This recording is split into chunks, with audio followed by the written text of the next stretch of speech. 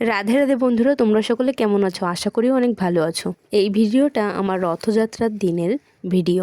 আমার বাসায় কোনো মন্দির না থাকার কারণে আমি একটা ছোটোখাটো মন্দির অর্ডার করেছিলাম।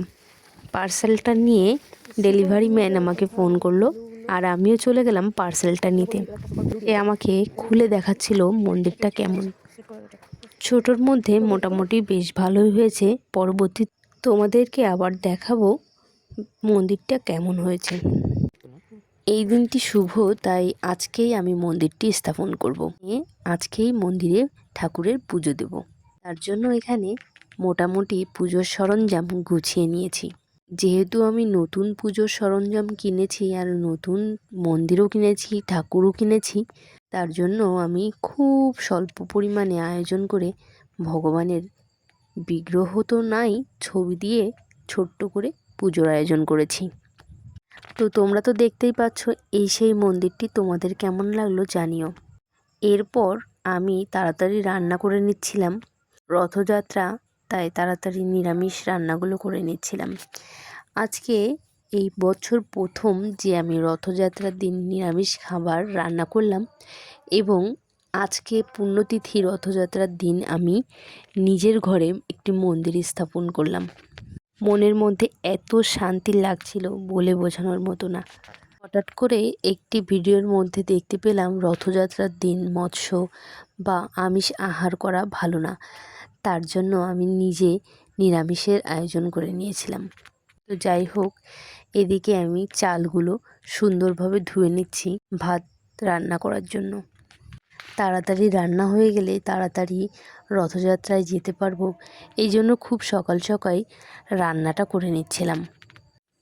আজকে বেশ কিছু নিরামিষ রান্নার আয়োজন করেছিলাম। একদিকে হাঁড়িতে চাল দিয়ে দিলাম, আর একদিকে অন্য কড়াইতে উচ্ছে কেটে রেখেছিলাম, সেগুলো ভাজা করার জন্য দিয়ে দিলাম। উচ্ছে সবজিটি যদিও তিতা, তবুও শরীরের জন্য অনেক ভালো। যাই হোক, উচ্ছেতে লবণ দিতে ভুলে গিয়েছিলাম, তাই একটু লবণ আর একটু হালকা হলুদ দিয়ে নিচ্ছি। উচ্ছে ভাজাতে আমি কোনো পেঁয়াজ রসুন তো ইউজ করব না, কারণ আজকের রান্নাটা সম্পূর্ণই নিরামিষ। এভাবে উচ্ছে ভাজা খেতে ভালো লাগে। এদিকে আমার ভাজতে ভাজতে ভাতটা ফুটে উঠল, আর অন্যদিকে আমি কিছু পরিমাণ ডাল ভিজিয়ে রেখেছিলাম। এই ডালগুলো আমি ব্লেন্ডার করে বেটে নেব। ডাল ভিজিয়ে রাখা দেখে আর ব্লেন্ডার করার দেখে তোমরা নিশ্চয়ই বুঝতে পারছো ডালের কোন রেসিপিটা তোমাদের সামনে দেখাতে চলেছি। তোমরা ঠিকই ধরেছো। ডালটা ভালোভাবে ব্লেন্ডার করে নিয়ে এখানে একটু চিনি, একটু হলুদ, একটু লবণ, একটু ঝালের গুঁড়ো, এখানে একটু কালো জিরা, এগুলো দিয়ে সুন্দরভাবে মেখে নিলাম। এরপর গরম তেলে ছোট ছোট করে দিয়ে আমি বড়া বানিয়ে নিচ্ছি। এই বড়ার তরকারিগুলো নিরামিষ করে রান্না করলেও এত স্বাদ লাগে খেতে, মনে হয় এক তরকারি দিয়ে ভাত খেয়ে নিই। যেহেতু বললাম তোমাদের সামনে তাড়াহুড়ো করছিলাম, এখানে আরেকটা সবজিও কেটে নিয়েছিলাম। তাড়াহুড়ো করে দুটো চুলোতেই রান্না করছিলাম। এই সবজিটাও দিয়ে দিলাম। গুঁড়োর জ্বালায় হাতে তেল চুটেও লাগছিল। তো যাই হোক, ওইদিকে ওই সবজিটা মানে ওই বড়া ভাজাগুলো হচ্ছিল, আর এদিকে আমি এই সবজিটাও চড়িয়ে দিয়েছিলাম। হতে হতে এইদিকে আমার বড়া ভাজা অনেকটা হয়ে গেছে।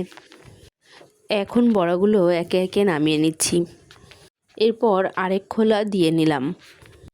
একে একে আমি অনেকগুলো বড়া এভাবে ভেজে নিলাম, আর এদিকে এই তরকারিটার দিকেও আমি লক্ষ্য রাখছি যাতে তরকারিটা নিচে না লেগে যায়।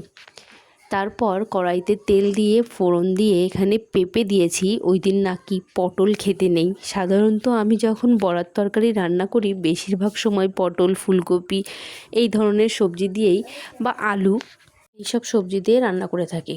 আজকে পেঁপে দিয়ে রান্না করছি।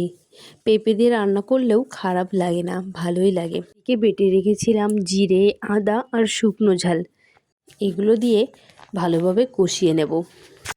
গুঁড়ো হলুদটা খুব একটা ভালো কালার হয় না, যার জন্য এখানে প্রথমেই কালারটা ভালো বোঝাচ্ছে না। এরপর কষাতে কষাতে মোটামুটি বেশ ভালোই কালার চলে এসেছিল।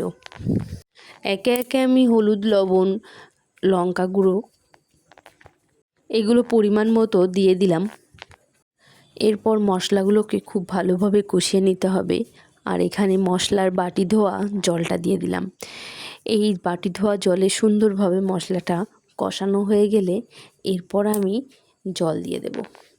ও হ্যাঁ, এই মশলাটা সুন্দর দেখানোর জন্য আমি এখানে আর একটু চিনি ব্যবহার করেছি। চিনি ব্যবহার করে ভালোভাবে নাড়াচাড়া করে আমি এতে জল দিয়ে দিলাম। তবে খুব বেশি জল আমি দিইনি। জলটা যখন টকবক করে ফুটে উঠেছে এরপর আমি দিয়ে দিলাম ভেজে রাখা বড়াগুলো। ভেজে রাখা বড়াগুলো খুব ভালোভাবে জাল পেয়ে ফুলে টুপু হবে। শেষে আমি বেটে রাখা গরম মশলা দিয়ে দিলাম। নামানোর আগে ঘি দিলে খুব বেশি ভালো হতো। আর এই যে এদিকে তোমাদের সব দেখিয়ে নিচ্ছি। এই যে তোমাদের বড়ার তরকারি কার কার বেশি পছন্দ তোমরা কিন্তু কমেন্ট করে জানিও। সাথে আমি শশাও রেখেছিলাম। আর ডাল আলু ভাজাটা সকালের আইটেম ছিল। যাই হোক, এটা এখন আর দেখাচ্ছি না। রান্না বান্না সব কমপ্লিট করে এবার চলে এলাম রথযাত্রার অনুষ্ঠানে।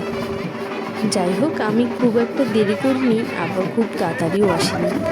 মনে হলো একদম সঠিক সময়ে চলে এসেছি। এখনই জগন্নাথদেবকে বরণের জন্য বরণগুলো নিয়ে সবাই মেতে উঠেছে। এক্ষুনি আমাদের জগন্নাথ বলরাম ও সুভদ্রাকে তাদের রথে বসানো হবে। এই যে দেখতে পাচ্ছেন কত সুন্দরভাবে জগন্নাথ বলরাম এবং সুভদ্রাকে সাজিয়ে রথের দিকে নিয়ে যাচ্ছে। এত সুন্দর পুষ্পবৃষ্টি হচ্ছিল বলে বোঝানোর মতো না। এত সুন্দর, সবাইকে যেন একদম পাপ মুক্ত করে দিয়ে গেল। এত সময়, এত দারুণ সময় বৃষ্টিটা এন্ট্রি নিল। প্রতিটি মানুষের গায়ে যত পাপ তাপ ছিল এই বৃষ্টিটা সব ধুয়ে মুছে দিল। এখন আমাদের জগন্নাথকে রথে বসানো হচ্ছে। ভক্তদের সাথে সাথে জগন্নাথ বলরাম সুভদ্রাও কীভাবে আনন্দে মেতে উঠেছে তা এখানেই প্রমাণ হয়ে যাচ্ছে ভক্তদের আড়ম্বর দেখে। এত ভিড়, এত আড়ম্বর, জগন্নাথ স্বয়ং যেন আশীর্বাদ ঢেলে দিয়েছেন এই রাজপথে। কোনো ঝড়, কোনো বৃষ্টি, কোনো দুর্যোগ যেন বাধা মানে না এই তার লীলার কাছে। বয়ে চলেছে আমাদের জগন্নাথের রথ। শত শত মানুষের ভিড়ে এই জগন্নাথের একটু রথের দড়ি ছোঁয়ার আশায় প্রত্যেকে ছুটে এসেছে রথযাত্রার অনুষ্ঠানে। সেখানে সামিল হয়েছিলাম আমিও। মাঝে মধ্যে এরই কিছু কিছু ভিডিও আমি একটু ধারণ করে নিয়েছিলাম।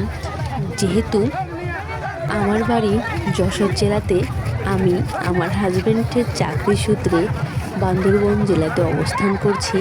এটি আমার জীবনের প্রথম বান্দরবন জেলাতে রথযাত্রার অনুষ্ঠান দেখা। এর জন্য আমি এটাকে একটু ক্যামেরা বন্দি করে রেখেছিলাম। জগন্নাথের এত কৃপা লাভ করব আমি কখনো ভাবতেও পারিনি। এত সুন্দর রথযাত্রার অনুষ্ঠান যেন আমি আমার জেলাতেও দেখিনি।